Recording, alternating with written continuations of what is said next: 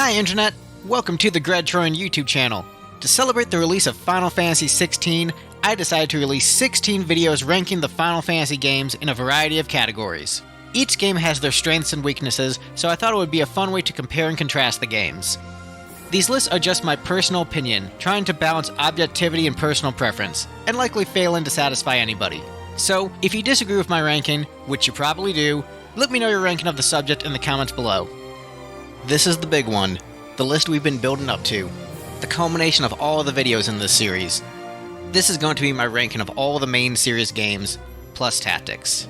Instead of ranking based upon an individual category like in previous videos, this is the one where I will finally show you where each game ends up in my list of favorites. For the purposes of this ranking, I'm only going to be doing the base game for the MMOs, which means no factoring in expansion content.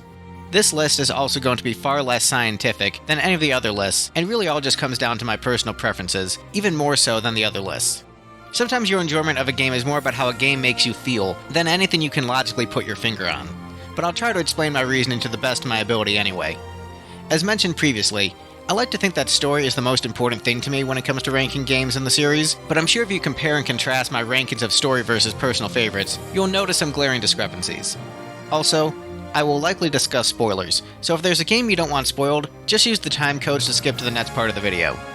There might be a little bit of redundancy here between other videos, as it is a summation of my thoughts, but I'll try to offer different perspectives than the other videos. Alright, it's time for my overall ranking of the Final Fantasy games. Number 16, Final Fantasy XIV, A Realm Reborn. I don't dislike any mainline Final Fantasy game. It's easily my favorite video game series of all time, and I have a lot of affection for all of these games, even if I'm willing to criticize them. However, if I had to pick a least favorite, then A Realm Reborn would be my last place pick.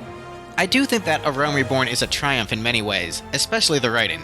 The team was given a monumental task, to create a story that served both as a sequel to a failed game with poor reception, and also a soft reboot of that same story. They had to repeat enough story beats without it feeling like a repeat, securing a new legacy for Final Fantasy XIV, and getting a rare chance at a do-over that also had to acknowledge the previous story's failures. It's an incredible accomplishment that the team was able to pull it off, but it also doesn't change the fact that playing through A Realm Reborn is often very boring and bogged down by a lot of filler. There are a lot of fetch quests in 14 that feel more like they're part of a video game than part of a coherent narrative, which generally isn't the case for Final Fantasy games. They generally feel more like stories told through the video game medium, but so much of 14's story feels like, this is here because this is an MMO, and this is how MMOs function, rather than, this is the best artistic choice for telling this story. The cast of characters is one of the more lackluster ones in the series, at least in A Realm Reborn. The Scions aren't bad characters per se, but there isn't enough development for them in the initial game for me to grow overly attached to them. I also really don't like the forced instances that are required to continue the story. While playing through them is fine, I don't like the wait times required to progress the story, as it feels like I have no control over how I play the game, and I'm at the mercy of other players' availabilities. In 11 there are forced waits that can last up to 24 hours, but for some reason, I find them less egregious, mainly because there's often a story reason for the waits. Like a character saying, give me time to repair this for you, and because the waits usually come after completing a significant portion of the story where it feels good to take a break for a night, and they're also fairly infrequent. In 14, you might get a big cutscene and then it's like, please wait for other players before you can continue the story beat we just set up. It's a big momentum killer, and it happens constantly. I like to play at my own pace, and 14 often does not let you do that. I also had a really lackluster final boss encounter in this game. I ended up getting lost at one point because I didn't understand the mechanics, missing a big phase of the final boss battle, and when I warped to the battlefield I got knocked out pretty quickly, but I still got the cutscenes. So, I missed out on actually playing through the final bosses, and me beating the game was just waiting for other players to finish the fight. Yes, you could criticize me and say, just get good, but with so much chaos flashing across the screen, it's hard to read the messages instructing you what to do for specific mechanics introduced for the first time in a new dungeon, which I find to be another flaw of the game. The user interface in 14 is easily my least favorite in the series, where even with customization I always find it to be ugly, clunky, and unintuitive. I really like just hanging out in 14's world. It's fun to just log in and soak up the scenery and seasonal events, and I'm very much looking forward to playing through the rest of the expansions. At the time of this video, I've only beaten A Realm Reborn because, again, I wanted to get this series out before 16 comes out, and I have other games on my list I'm currently playing above Final Fantasy XIV, like another Eden, Final Fantasy Brave Exvius, and Final Fantasy Dimensions 1 and 2. I like Final Fantasy XIV, but the weaker story, weaker cast, terrible UI, lots of filler, and a lot of unsatisfying gameplay makes it an easy last place for me. Many people say that through its expansions, Final Fantasy XIV becomes the best Final Fantasy game. That may be true, but if it's the best Final Fantasy game, you need to play through the worst Final Fantasy game to get to it. Number 15, Final Fantasy XII. No other Final Fantasy game has offered me a worse first impression than Final Fantasy XII. When I first started playing this game, I absolutely hated it. I hated the poorly executed lore dump at the beginning. I hated the bland music. I hated the bland single-player MMO-inspired combat, especially after seeing what Square could do with Kingdom Hearts. 12's combat was like an MMO, but even slower and less flashy. Even the character voices rubbed me the wrong way, not because of bad voice acting, but because everything was so compressed that all of the voices sounded like they were filtered through a trash can from across the street. Final Fantasy X stunned me with vibrant visuals full of bright colors, and 12 gave me a brown and gray desert. Ooh, so fun. And even the characters I liked, like Balthier, had bland and boring designs, nothing like the iconic images of the past. To top it all off, there was no battle music. Even something as basic as having a cool battle theme was gone. 12 was a letdown to me all around when I first started playing it. Despite the terrible first impression Final Fantasy XII gave me, I learned to love the game over time. I actually really like the license board, and I think the Gambit system is fantastic.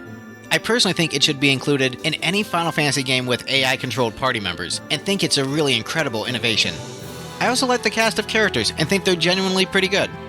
The overall plot is a little bit weak for my taste, but there isn't over-the-top filler like in A Realm Reborn. While I do think some of the locales visited in 12 are cool, most of them feel a bit bland and boring if I'm being honest. In fact, bland is the word I keep coming back to when I reflect on 12. It feels more like a Western fantasy game than any other mainline game in the series, which for me isn't a good thing. I enjoy my share of Western fantasy, but I find a lot of it really misses the charm factor that JRPGs are so apt at capturing. 12 has a lot less of that classic JRPG charm.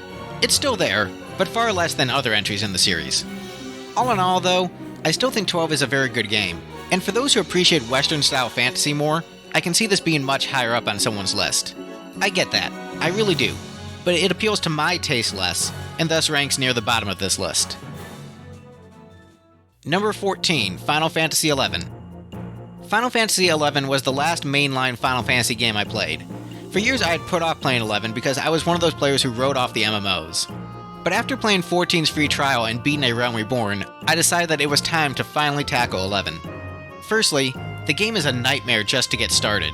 And by get started, I mean just getting the game to run. My old PC for some reason would crash when attempting to install 11, and the laptop was only a few years old at the time.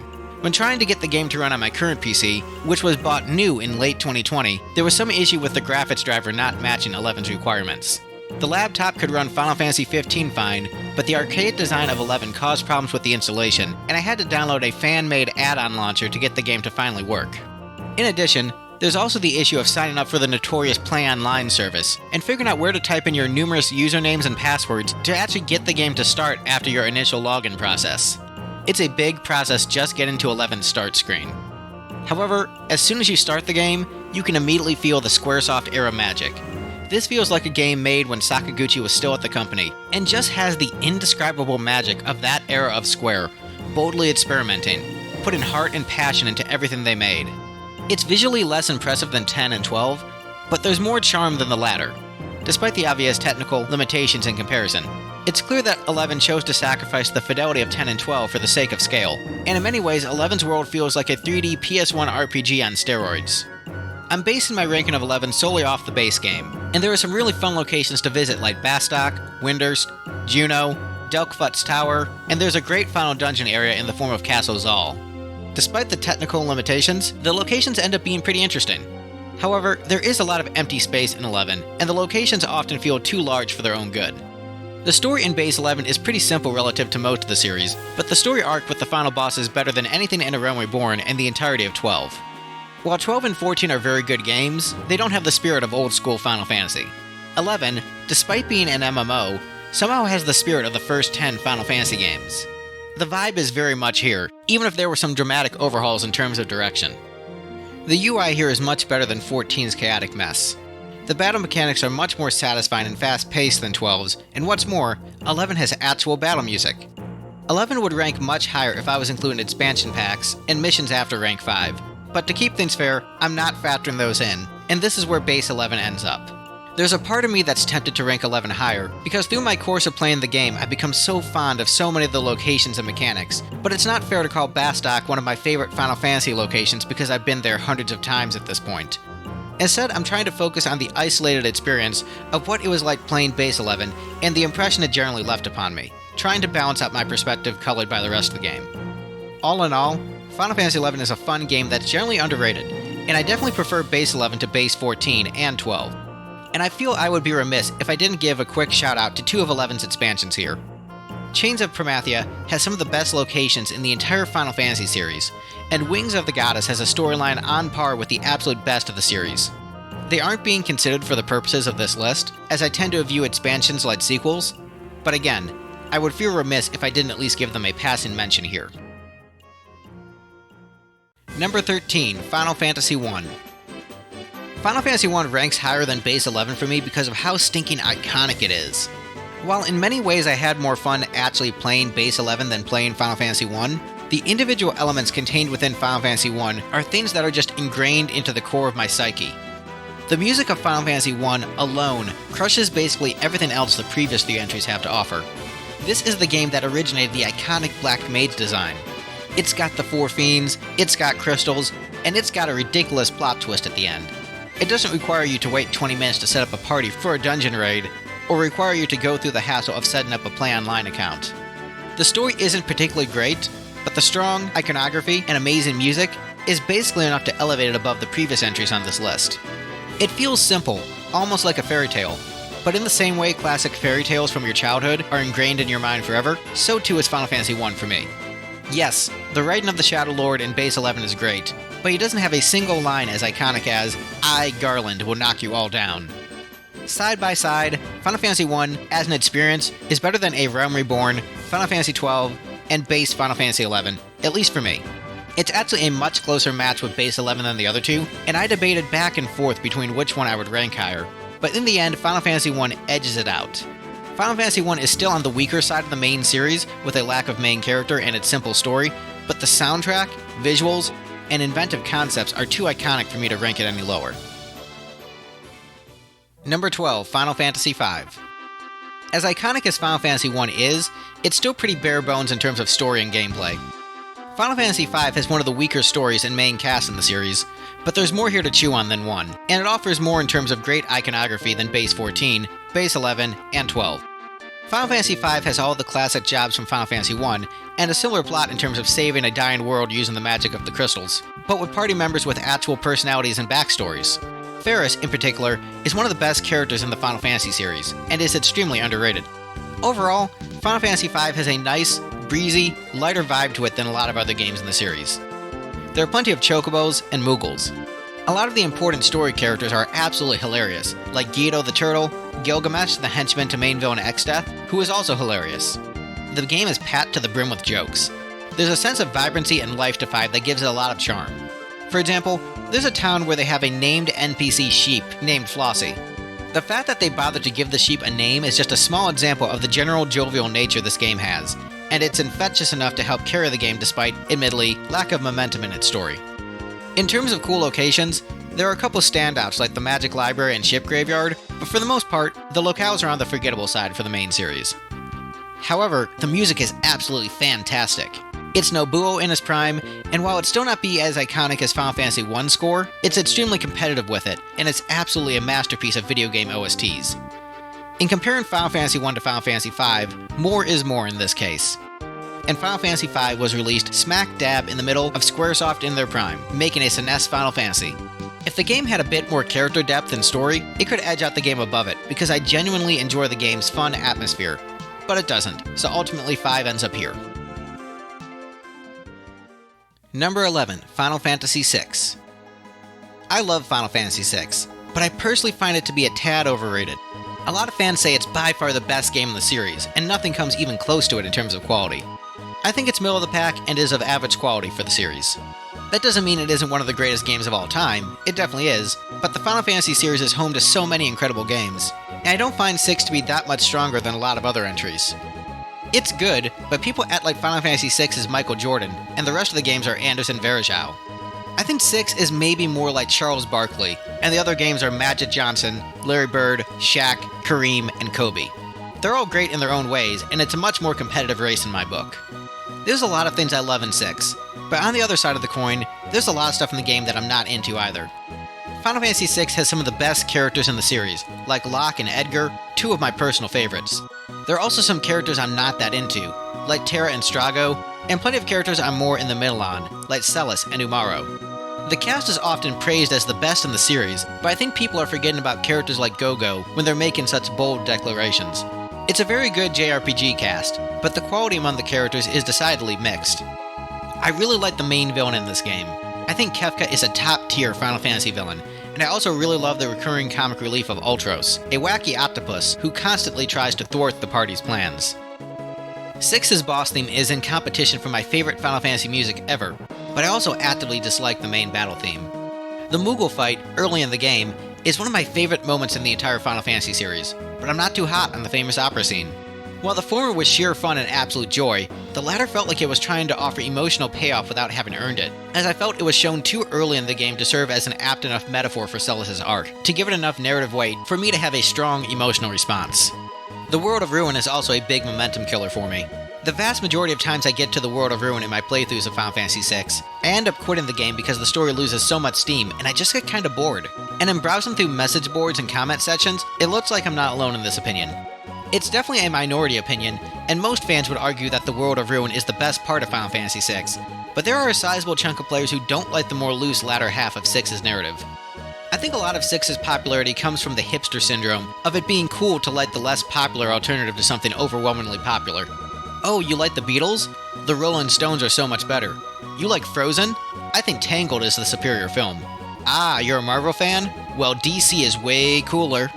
That's not to say I don't like the Rolling Stones, Tangled, or DC, and in some cases the less popular alternative choice is in fact the superior one, but in general, I found that I'm a bit of a normie.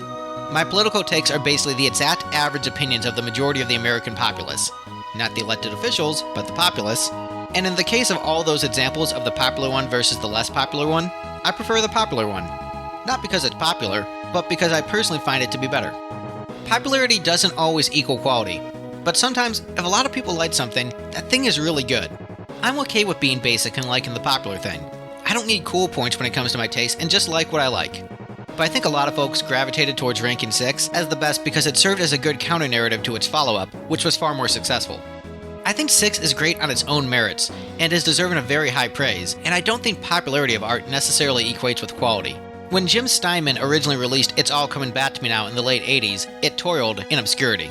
But when Celine Dion covered it with an arrangement nearly identical to the original 10 years later, it became a massive hit. The song didn't get any better, it was always great, it just wasn't popular upon first release. So 6's popularity, or lack thereof in comparison to other games, shouldn't be a factor in discussing its quality, but I think that often lingers in the background of discourse around it. Another factor of many fans ranking it as being the best is likely due to the game being arguably the peak of pixel art, a style that has a lot of nostalgia, and 6 is part of the final era of the foundation of video gaming before games entered the 3D space. And beyond all of that, 6 is also a really good game with great characters and a great story. I get the appeal, but for the series, it's middle of the pack. Not significantly better than other entries, but not significantly worse either.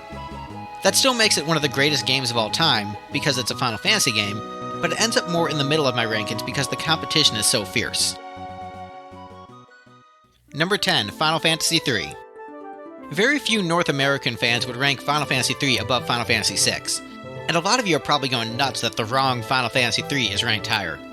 Obviously 6 has better characters and a better story than 3, and I tend to rank story pretty highly when it comes to ranking my JRPGs. However, I think that 3 has a lot more charm and feels more like a fun romping adventure than 6 does. 6 is a dramatic opera, and 3 is a fun retro cartoon, and I really dig the vibe that the game gives off. It's more light and fun, the colors are brighter, and I find the world more fun to explore. I love the visuals of both the 3D remake and the NES original. Either way, the game looks fantastic and appealing. I also like the music better overall than 6, and beyond that, I beat 3 on my first playthrough of the game, whereas 6 was a game I quit midway through more times than I can count. 3 just puts a big smile on my face and makes me feel good when consuming it. You're also probably wondering why I'm ranking 3 above 5, when they are very close in terms of gameplay. Well, I'm less of a gameplay guy when it comes to my rankings, and I think 3 had more interesting set pieces and locations than 5 overall. So, while in terms of battles and job system mechanics, there are a few games on this list that easily outclass 3, but in terms of my overall enjoyment, I definitely prefer 3 to those more mechanically proficient games. 3 is a game that the more I reflect upon, the more I like it. Though it's often considered to be just a lesser version of 5, I've come to appreciate 3's distinct identity and think it's absolutely fantastic. Number 9, Final Fantasy II. I love the story of Final Fantasy II. It's a brilliantly written war tragedy, full of constant momentum. The stakes and tension remain high throughout the narrative, and the cast is overall really great. Minwu, Ricard, Joseph, Layla, and Gordon are all excellent party members, and help set the standard for the kinds of supporting characters we would come to expect from the Final Fantasy games. I love the dark duality of Leon, seeing how the horrors of war corrupted him. While later games would take the brainwashing route to wash away their characters of responsibility for their actions, Leon is a character who made the conscious choice to go down a darker path in order to obtain power, and it's really fascinating to watch. I like Firion, Maria, and Guy, but I'll admit they could use some more development. If they were written just a hair stronger, this could elevate 2 to an even higher spot on this ranking. Mateus is a great villain, and I love the extra layer Soul of Rebirth adds to his schemes. I literally do not care about the difficulty or leveling system. For me, it's all about story, and I love 2's story. My favorite version of the game is the PSP version, which both looks great and sounds great. Quick shout out to my boy Tsuyoshi Sakido for killer arrangements of the game's original tracks, and the great new tunes he composed. 2 has great music, great visuals, great characters, and a great story. I love it, and yes, I love it more than Final Fantasy VI. It's my personal ranking, so on this list, Final Fantasy II beats Final Fantasy VI. Number 8, Final Fantasy XV. Final Fantasy XV is also better than Final Fantasy VI. Okay, I'm just rubbing salt in the wound and trolling a little bit with that comment, but again, this is my personal preference, and I sincerely prefer Final Fantasy XV to Final Fantasy VI. With 15, the dark, brooding, dramatic vibe of Versus 13 was awkwardly shoved together with a breezy road trip bromance across faux America. But like peanut butter sushi, the weird combo actually ended up being pretty enjoyable. The dueling forces of Nomura's dramatic story remnants and the fun road trip adventure are 2 sides of 15's proverbial coin, but I ended up enjoying both vastly. I think that the story, characters, visual design, lore, and music of 15 is all top tier for the series. One could argue that Arden is in the top 2 or 3 villains of the series easily, even if they aren't a fan of the overall game.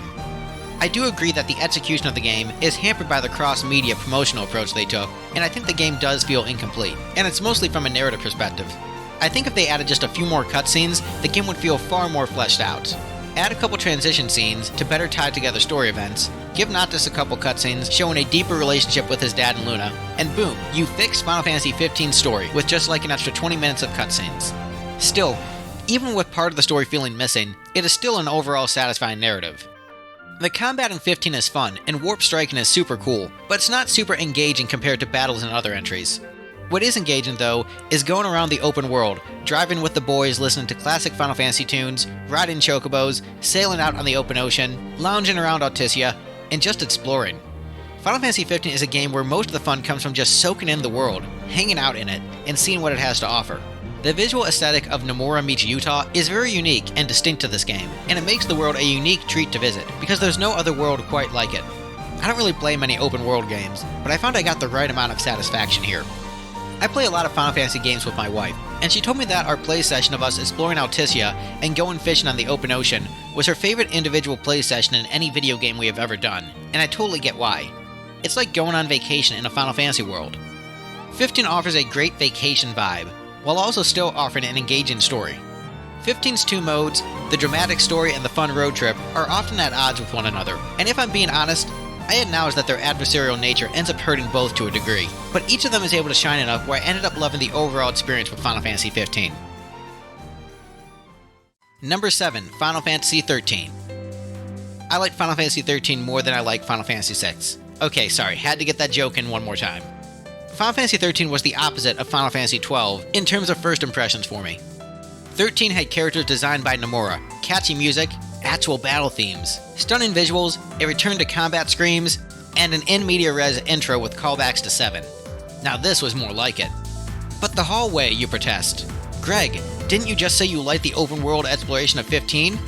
Yeah, I liked it in 15, but I don't mind the hallway in 13 at all. I kinda miss towns, yeah, but I was getting enough story and amazing visuals where I didn't mind it all that much. I generally enjoy 13's story, and think the web of character relationships is really, really excellent. I also think the soundtrack is incredible, and I really do not for the life of me understand why the OST gets as much hate as it does. 13 also has, legit, some of the best combat in the series. But again, for me, the main appeal in most Final Fantasy games is the story, and 13 has a story that kept my interest the whole way through. It can be kinda dumb and campy sometimes, but it can also be legitimately great and compelling. I have a great fondness for Kazushige Nojima's writing style, in the same way that someone may really like the writing style of, say, Charles Dickens. So while one may not love the old Curiosity Shop as much as A Tale of Two Cities and Great Expectations, it's still coming from the mind of someone who created some of your favorite stuff ever. A lot of the 13 team has lineage from past Final Fantasy teams that created some of my favorite stuff ever, and that energy is felt in the finished project.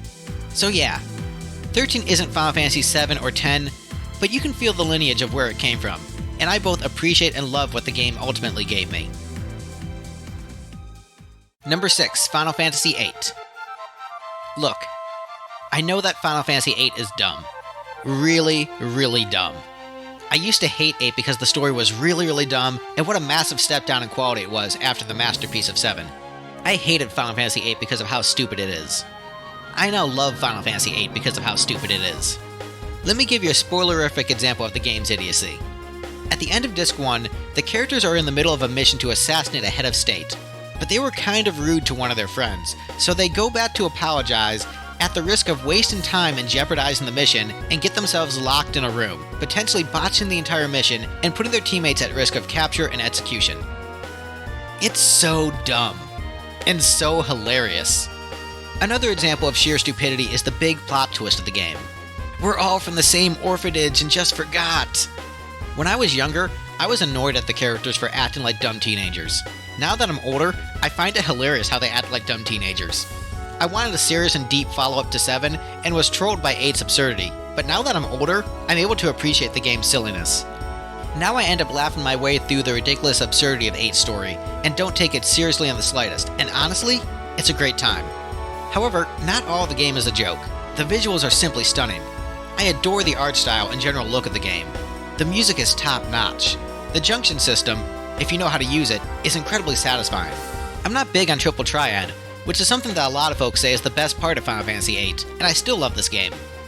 The side quests in 8 are some of the best in the series, and it definitely has the best final dungeon of the mainline Final Fantasy games.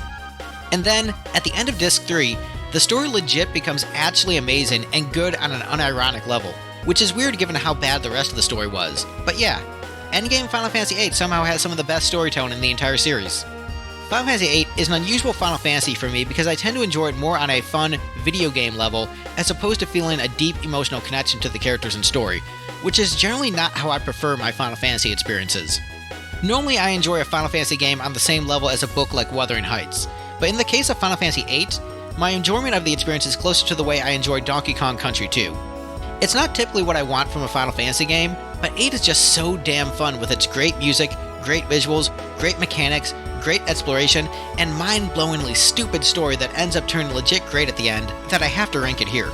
Side note, if I was including all of 11's expansions, it would rank right above Final Fantasy VIII in this ranking, for those of you who might have been curious. Number 5, Final Fantasy X. Go ahead. Make fun of the Tidus laugh all you want, and complain about the game being linear. Call out the minigames as being frustrating beyond belief. It doesn't matter, because Final Fantasy X is still one of the absolute best games in the series. Final Fantasy X's pacing is absolutely perfect, with a brilliant balance between towns, dungeons, and cutscenes. The sphere grid is great. The battle system, which allows you to switch out characters mid-battle, control summons like party members, and have limit breaks that you can save for usage whenever you want, is incredible. The music is top tier, with some of Nobuo's top tracks being complemented by great work by other phenomenal composers. The visuals are outstanding. The story, characters, and world are immaculately constructed, and in many ways Final Fantasy X feels like the most thought out and complete game Square has ever released. Every little detail seems to tie back into the themes of the story, and it's mind-blowing what a cohesive vision Final Fantasy X is from beginning to end. It's a masterwork of JRPG design. Honestly, it's kinda wild they didn't continue to go in this direction with the series in terms of battle structure and pacing after 10, given how good it was. Final Fantasy X also has the best romance in the series. The cast is incredible and the character arcs are fantastic, even for supporting characters. The story is emotionally perfect with an amazing balance of tones. Quite simply, Final Fantasy X is a damn masterpiece. Number 4, Final Fantasy Tactics. Final Fantasy Tactics edges out 10 just barely for me. Both games actually have a lot of similarities in terms of the religious themes they explore, but Tactics ultimately dives into those themes on a deeper level than 10 does. Tactics is also a much darker game than 10. Ivalice is a land full of horrors and violence, but Ramza's stark heroism in contrast to his harsh and cruel world makes for an incredibly endearing and relatable lead for the player to gravitate towards. He is a man trying to maintain a sense of honor in an increasingly dishonorable world, and his story is incredibly compelling. I think that Tactics ultimately has a weaker cast than 10, and I think the story construction is slightly weaker too, as the complexity of the narrative bloats the story in ways where it can become more difficult to keep track of certain plot elements, whereas 10's more streamlined approach is executed flawlessly. However, while I think 10 might have some stronger components, when taken as a whole, Tactics resonates deeper in my soul ever so slightly. The way the game tackles dark and mature subject matter through the lens of Ramza's optimism really speaks to me. And I do love everything about this game. I love the visuals, the gameplay, and the music. And I do think the story is S tier in terms of quality. Honestly, any nitpicking between these top games is just nitpicking so I can justify what spot I put them in, and that could change based on the day of the week. However, because of the deep way the narrative of Final Fantasy Tactics resonates in my soul, I'm ranking it above Final Fantasy X in the overall ranking. Number 3, Final Fantasy IV. I can't stress enough how much I love Final Fantasy IV. I really love Final Fantasy IV. My introduction to 4 was through the Final Fantasy Chronicles collection, where it came with Chrono Trigger, another one of my favorite games of all time. Side note, if Chrono Trigger was considered a Final Fantasy, it would rank at number 2 on this list. A lot of people say that the PS1 version of 4 is the worst version of the game because of load times and how much harder it is than other versions of the game. It's quite possibly the hardest officially released version of the game, and it is a grind fest. But even that version of the game is great, because it's still Final Fantasy IV. And I actually liked the grind with the game, because Final Fantasy IV had a pretty constant flow of story, and any grinding just enhanced the epic nature of the narrative for me. I got into the flow of do some story, do a little grinding, take on the next challenge, repeat. Final Fantasy IV has the best constructed world of the pre-3D Final Fantasy games, and the best cast of the pre-3D Final Fantasy games. Cecil is one of my favorite fictional heroes in fiction ever, not just in video games. I was raised Catholic, so the idea of washing away sin and becoming pure is something that strikes to the core of my being, even if I don't necessarily subscribe to that religious doctrine anymore. In Bruce Springsteen's autobiography, he commented on how once you're a Catholic, you're always a Catholic. Even if you step away from the church and its teachings, your thoughts, reactions, and behaviors will always be influenced by the religion, and I generally agree with his assessment. I have a lot of nostalgia for this game, but I also played 5 and 6 at the same time as 4, and of the 3 titles, 4 was the one I gravitated towards. It was the one that grabbed me the most of those 3 games, so it was not just a matter of, oh, you played this one first. And even though I have a lot of nostalgia for 4, I played a version of the game that directly counteracted my nostalgia, the 3D version with voice acting.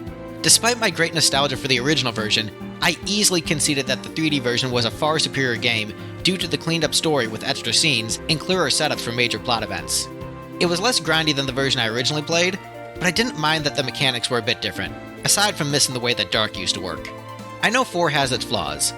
I admit the numerous fake-out deaths are a bit silly, but the character swapping constantly kept the gameplay and story interesting. It's a game that always stirs my soul and makes me feel something. Not everything I loved as a kid holds up, but Final Fantasy IV absolutely does. It's really a photo finish between this game and the game I ranked one spot above it, as I tend to flip them back and forth pretty constantly in my rankings, and it's as close to a tie as I can get on this list. On other days, Final Fantasy IV is my second place favorite in the series, but today, just barely, it ends up in 3rd place. Number 2, Final Fantasy IX. When I first saw the art direction for Final Fantasy IX, I hated it. I came into the series with Final Fantasy VII and VIII, and liked the more adult, anime-looking characters designed by Nomura. This was the Toonami era, when shonen anime was catapulting into the mainstream, and I was very much one of those kids caught up by those animated adaptations of weekly Shonen Jump manga. 9, on the other hand, didn't look like those anime or the kind of games I was used to in the series. 9 looked kiddie and weird, dropping the modern aesthetic for a return to the series' traditional fantasy roots. I was aware that this was a callback to the older titles and got what they were going for, but aside from Vivi and to a lesser extent Steiner, I didn't like the look of the characters in the slightest. That said, any dislike for the art direction ended as soon as I started playing the game. It immediately clicked within seconds of me playing. 9 was instantly charming, and I immediately fell in love with the entire cast and grew to love the art design. I was only 10 years old at the time, and was immature enough to judge a book by its cover, but mature enough to give it a chance and allow my mind to be changed. 9's art style, which I initially scoffed at, proved to be a decision of absolute genius, managing to capture elements of the NES, SNES, and PlayStation eras in its design, while also creating its own unique identity different from anything else that had come before. It has an incredible story in a world that truly feels alive. It's not just a throwback title full of references, it's a genius work of art that has a strong sense of identity and self. Like Final Fantasy VI, 9 was one of those games I never got around to finishing as a kid. I got to Disc 3, but the different distractions of youth would make me fall off the game, not because of boredom or losing interest, but because of other things going on in my life. And by the time I got back around to playing the game, I would just restart my save, because it had been so long since I had last played. It's a vicious cycle many RPG fans certainly know. Many years later, I was reflecting on Final Fantasy IX one day and thought my wife might like the opening section of the game. She was not a gamer in the slightest and generally had no interest in the medium, but I thought the charm of the opening section would be something she would appreciate, so I convinced her to play the game with me. I thought it would just be a fun way to spend a couple hours on a night where we had nothing planned, but to my surprise she wanted to keep going, and it led us to playing through the entire game. It was her first RPG, and my first time beating 9, and we went through the experience together. 9 holds a very special place in my heart for that, but there's so much more to it than just something fun I did with my wife. I'm one of those guys who deeply buys into the propaganda of shonen anime and the power of friendship stuff. I eat that up like Naruto eats ramen and Goku eats, well, anything. Friends jokingly would call me a walking anime character because of how much I lived by shonen anime principles when it came to my friendships. I knew that there was a musical track in the game called You're Not Alone, as I had listened to the OST outside of the game for many years. I thought it was a fine enough track, but I didn't understand why it had such a powerful reputation in the community. But when I finally got to the part in the game where the piece was used, I was absolutely floored with how moved I was. The sequence with You're Not Alone, for me, is what the opera scene is to Final Fantasy VI players. It's one of the most powerful moments in the entire series, and one of the most powerful moments in any story I've ever consumed. Zidane, the character who most embodies shonen ideals in 9's story, felt isolated and alone, and had given up all hope, but his friends refused to give up on him, and they lifted him up at his darkest moment. It may sound simple on paper, but the build-up to this moment through the amazing story and character interactions up to that point created one of the most beautiful and sincere moments in video game history. It touched my soul. When we beat Final Fantasy IX, my wife cried. The ending literally moved her to tears. She told me that she didn't know a video game could make her cry. For the most part, when my wife and I play video games, we don't go back and replay games we've beaten together before, at least from beginning to end. There is one single exception to this, and that is Final Fantasy IX. It's her favorite Final Fantasy and favorite video game of all time. For the longest time, 9 ranked below Final Fantasy IV for me, but over time, as I reflect on 9's strengths and compare it side by side with 4, I have to give it the slight edge over 4, at least today. Final Fantasy IX is the single most definitive game in the series, and strong competition for the greatest RPG ever made. If you had to give someone a single video game to say, this is what Final Fantasy is, 9 is easily the best answer to that. Sure, the battle speed is a little slow, but that's the only thing you can really knock about this game. It's a masterpiece, plain and simple. Number 1. Final Fantasy VII. Is it basic that Final Fantasy VII is my favorite? The popular one? My first Final Fantasy and first RPG ever? There's a stereotype that your first Final Fantasy game is your favorite Final Fantasy, and I fall into that stereotype. I'm one of millions of people who were blown away by Final Fantasy VII at the time of its release. Final Fantasy VII was unlike anything I had ever seen in a video game before. It was cinematic and dynamic like a movie. The characters had real and distinct personalities. Their back and forth dynamics made them feel like real people with rich histories. In many ways, the characters felt more fleshed out than anything I had seen in media up to that point, especially in the relative wasteland of quality that was 9D cinema. The battle against corporate oppression destroying the environment for the sake of greed, which isn't totally political, wink wink, felt incredibly visceral and relatable to the times I was living in, and sadly, feels just as relevant today as it did back then. Cloud looked incredibly cool. He was the ace, the star, the guy we wanted to be. He had cool spiky anime hair and a giant sword. And there was the love triangle between him, Aerith, and Tifa. The debates among friends as to who his true love truly is, and which one the player felt more for. There was the legendary date scene that was pure magic. And the death of Aerith was the first time I, and many other gamers, cried from a video game. We fell in love with her as a character, and her death felt real. It wasn't a cheap plot device. It was part of the thematic core of the game, and was built on both emotional and strong storytelling fundamentals, and to this day it remains the "Luke, I am your father" moment of video gaming. It is the iconic storytelling moment in video game history. As great as a villain as the Shinra Company was, we also had Sephiroth, who was drip-fed to us throughout the story like the shark from Jaws, showing us little glimpses of his power, and slowly intimidating us with his presence, knowing the inevitable battle would come. And after all the things he had done, we wanted to fight him, and we wanted to win, even if the odds were stacked against us. There was the otherworldly entity Jenova, an alien creature that acts as a deity and corrupts humanity with its influence. There's something to be said about the collective unconscious, that characters like this keep popping up, like Lavos in Chrono Trigger, Deus in Xenogears, and the Demiurge in Gnostic texts. It makes me inclined to believe that there just might be something out there that humans instinctively know about, some sort of cosmic threat that looms, and the visceral disgust we get from such creatures in fiction implies that there is something deep to the core of the human experience in relation to such entities. Thus, a villain like Jenova also strikes to the very heart of the human spirit.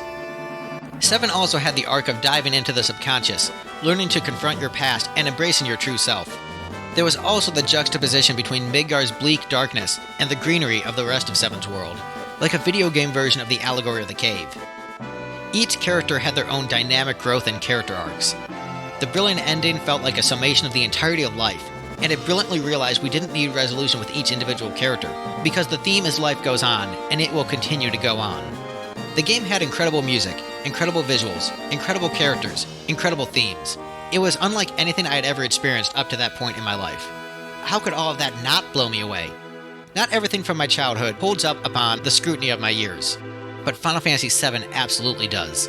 It's still an absolute masterpiece all these years later. Final Fantasy VII is one of those storytelling experiences that helps define your entire worldview, or if not define it, it helps better refine what was already in you from the beginning. Helps you organize those feelings in a way that makes sense, and helps you define your identity, your place in the world, your relationship with others, yourself, and how you choose to see existence. It's an amazing story with amazing characters. It has the best OST in the series. It's the popular one, and it can be cool to hate the popular one. But I'm not one of those people. My favorite band is the Beatles. My favorite movie is Frozen. My favorite Final Fantasy, nay, favorite video game is Final Fantasy VII. I like the popular one, and I'm fine with that. It's popular for a reason. I love Final Fantasy VII, and it ranks as number 1 on this list. Thank you to those who stuck it out with me through all of these videos. This was a love letter to the Final Fantasy series, and I'm glad to have my thoughts out there about all of these stories that mean so much to me. I'm not a professional YouTuber. This is just my personal little channel that's mostly just home to me talking about Thin Lizzy songs once a week, and it's just a fun thing I do on the side. Given the massive scope of this project, I probably won't be able to do anything even remotely on this scale for a while. The script was literally the length of a novel. Honestly, I probably went overboard with this, but it feels good to get it out of my system. I clearly have a lot to say about this series. If you like the videos, let me know, and let me know what kind of stuff you'd like to see me do. I have a Patreon, but honestly it's really just a tipping system. I'm not super active on there and don't have time to commit to making tons of exclusive content, so really it's just like, hey, I want to throw Greg a couple bucks. It's possible I might do something more active on Patreon in the future, but I have no plans at the time of this release. If you like the videos, just share them with your friends and tell me your rankings, because I'm always curious to read those. Thanks again for watching, and I hope everything goes well for you in your life. Wishing you health and happiness.